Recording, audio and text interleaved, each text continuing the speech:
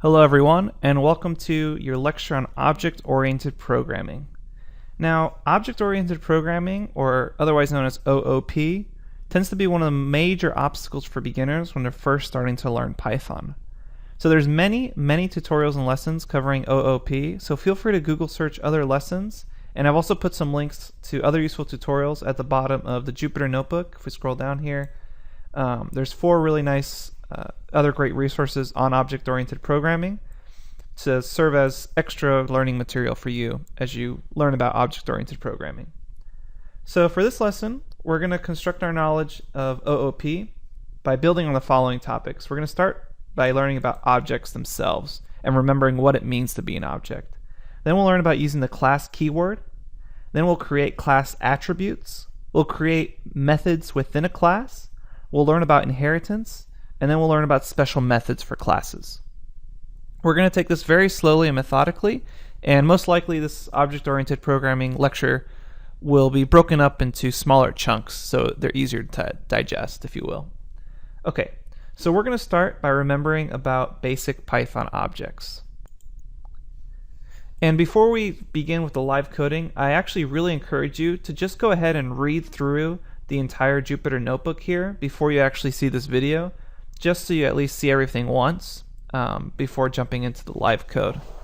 Now, go ahead and after you're done reading this notebook, because there's actually a lot of text here for you to read that'll help your understanding, which I'm going to explain right now throughout the video lecture, but it's nice that you've at least seen it once before. Okay, let's go ahead and hop over to the actual coding now. So let's start the lesson by remembering about basic Python objects. So for example, let's make a list. Remember list, just use brackets. There we have our list. And remember how we could call methods on a list. So we have our object, L, which is a list, and I can call various methods on it. So I could say count how many times 2 shows up. And what we're basically going to be doing in this lecture is exploring how we could create an object type like a list. So we've learned about how to create functions, such as remember square, where you return that num to the power of 2. So we've learned about how to create functions, but you can imagine what would happen if you wanted to create an object like a list. Like, how would you actually code that in Python? And that's where object-oriented programming is going to come into place. So in Python, let's go ahead and start learning about objects. So in Python, everything is an object. And remember this from previous lectures, we can use the type function to check the type of object something is. So for instance, I have an integer 1.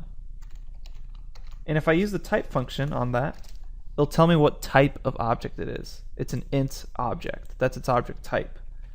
What if I wanted to check the type for this list that I just made, which is 1, 2, 3? It's a type list, so that's the type of object it is. And let's just really drive the point home. Let's go ahead and make a tuple. 1, 2. It's a tuple. Let's go ahead and make a dictionary. Say k1, 1. Tells you type is dict.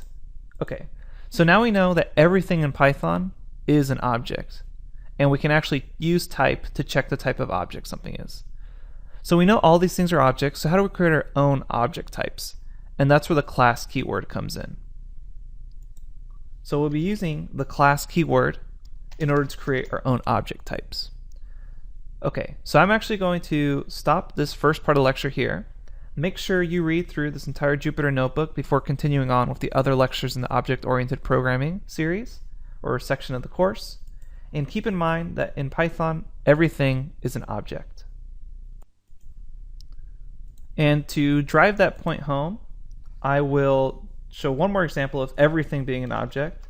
So remember, we could create functions, square, again, return num to the power of 2.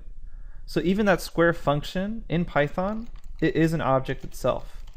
And what type of object it is? It's a function object. So keep in mind that everything in Python is an object. And now we're going to learn how to use the class keyword to create our own objects. And object-oriented programming in Python is going to be highly dependent on that class keyword.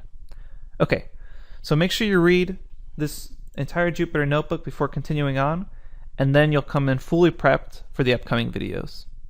Okay, and just a quick reminder, there's also at the bottom of this Jupyter Notebook 4 other great resources on object-oriented programming. And the reason I'm stressing so much that you read this and take your time with it is that a lot of people get stuck on object-oriented programming when they're first learning about Python. And it's a bit of a learning curve, but once you get it, you'll feel that it suddenly clicks and you understand why you're using object-oriented programming. Okay, so in the next video, we'll explain about class.